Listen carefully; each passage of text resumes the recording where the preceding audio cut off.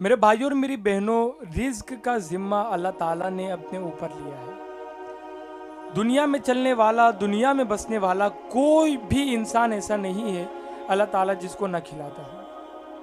وَمَا مِن دَابَّةٍ فِي الْأَرْضِ إِلَّا عَلَى اللَّهِ رِزْقُهَا وَيَعْلَمُ مُسْتَقَرَّهَا وَمُسْتَوْدَعَهَا۔ اللہ تعالیٰ ارشاد فرماتا ہے کہ زمین پر چلنے والا کوئی بھی انسان ایسا نہیں ہے، کوئی بھی مخلوق ایسی نہیں ہے جس کے رزق کا ذمہ اللہ رب العزت کے ذمہ کرم پر نہ ہو۔ وہ خوب جانتا ہے کہ وہ کہاں ٹھہرے گا، کہاں پر اس کے سپرد کیا جائے گا، کس وقت کیسے ملنا ہے، کس کنڈیشن میں ملنا ہے۔ اللہ تعالیٰ فرماتا ہے ہمیں سارا کچھ علم ہے، سارا کچھ پتا ہے۔ اور اللہ تعالیٰ اس بندے کو رزق عطا ہی کرتا ہے جتنا اس کی قسمت میں لکھا ہے، اللہ تعالیٰ اس کو عطا کرتا ہے۔ ان ربک یبسط الرزق لمن یشاء ویقدر۔ بے شک اللہ تعالیٰ جس کا رزق بڑھانا چاہے بڑھا دے، جس کا گھٹانا چاہے گھٹا دے۔ واللہ خیر الرازقین، بہترین رزق دینے والا اللہ ہے۔ تو رزق کا ٹینشن، مال کا ٹینشن، کھانے کا ٹینشن آپ کو لینا ہی نہیں ہے۔ آپ کو محنت کرنی ہے، آپ کو کوشش کرنی ہے۔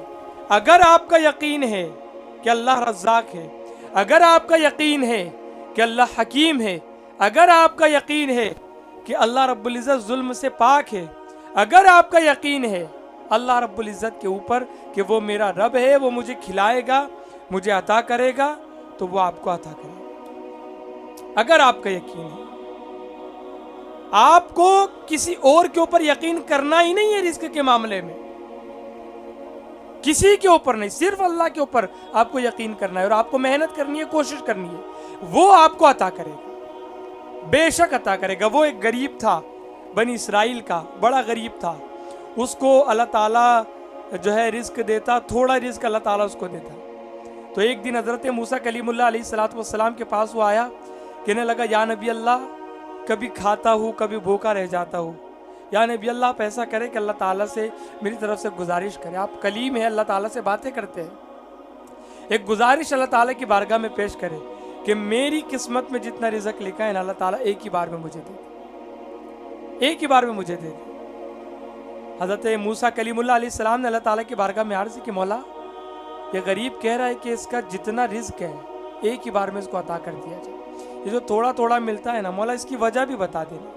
اللہ تعالیٰ نے ارشاد فرمایا کہ موسیٰ وجہ یہ ہے کہ اس کی پوری زندگی کا جو رزق ہے نا بڑا تھوڑا سا ہے، اور ہم کو آخری تک اس کو عطا کرنا ہے تو تھوڑا تھوڑا ہم اس کو دیتے۔ تو کہا مولا ایک ہی ساتھ پورا دے دے، ایک ہی ساتھ پورا دے دے۔ اللہ تعالیٰ نے کہا ٹھیک ہے موسیٰ، ایسے ہی ہم کریں گے۔ تو اللہ تعالیٰ نے اس بندے کو پورا رزق اس کی زندگی بھر کا ایک ساتھ دے دیا۔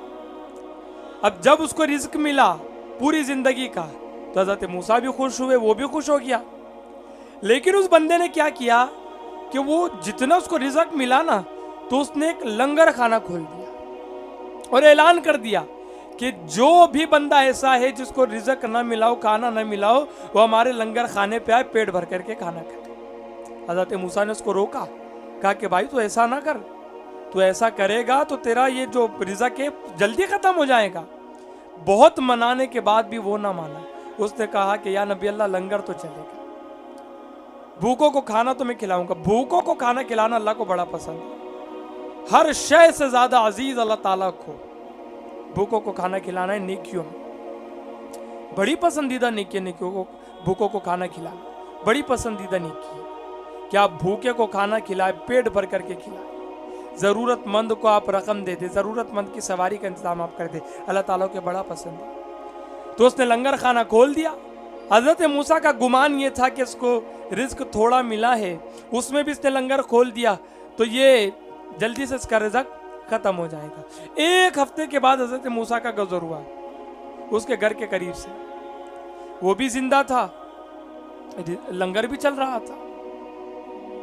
ایک مہینے کے بعد پھر حضرت موسیٰ کا گزر ہوا، لنگر چل رہا تھا۔ حضرت موسیٰ کو تعجب بھی ہو رہا تھا کہ رزق تو تھوڑا سا تھا لیکن یہ لنگر کیسے چل رہا ہے۔ 6 مہینے کے بعد پھر حضرت موسیٰ کا گزر ہوا، لنگر جاری و ساری تھا۔ حضرت موسیٰ نے اللہ تعالیٰ سے ارشاد فرمایا، عرض کیا کہ مولا آخر یہ کیا معاملہ ہے، تھوڑا سا رزق تھا اور تو نے کہا تھا کہ تھوڑا ہی رزق ہے اس کے جو ہے قسمت میں، वो हम एक साथ दे रहे हैं, लेकिन अभी भी लंगर चल रहा है, इसको रिज़्क बराबर से मिल रहा है।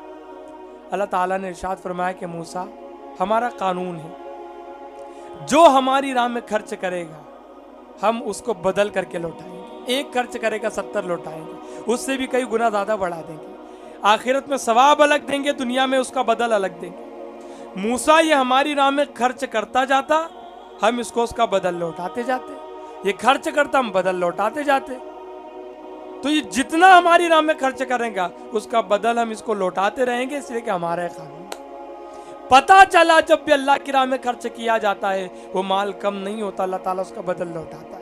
अल्लाह माल को बढ़ा देता है, अल्लाह उम्र में भी बरकत अता करता है। तो मेरे भाइयों, अल्लाह रब्बुल इज्जत की राह में खर्च करो, दिल खोल कर खर्च करो। सदका माल में कमी नहीं करता। एक सहाबी थे, वो बड़ा खर्च करते थे, अल्लाह की राह में बड़ी खैरात करते थे। उनके भाइयों ने अल्लाह के रसूल की बारगाह में आकर शिकायत की कि या रसूल अल्लाह, ये बड़ा खर्च करते हैं, बड़ा खर्च करते हैं। रसूलुल्लाह ने उन सहाबी को बुलाया और कहा कि कितना खर्च करते हो?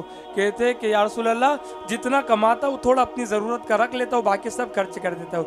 रसूलुल्लाह मुस्कुराए, उनके सीने पर हाथ रखा और कहा कि सदका किया करो, सदका करते रहो, सदका माल को बढ़ाता है, माल में कमी नहीं करता। तो मेरे भाइयों, सदका करते रहो, सदका माल को बढ़ाता है, बलाओं को भी टालता है, माल में कमी नहीं करता।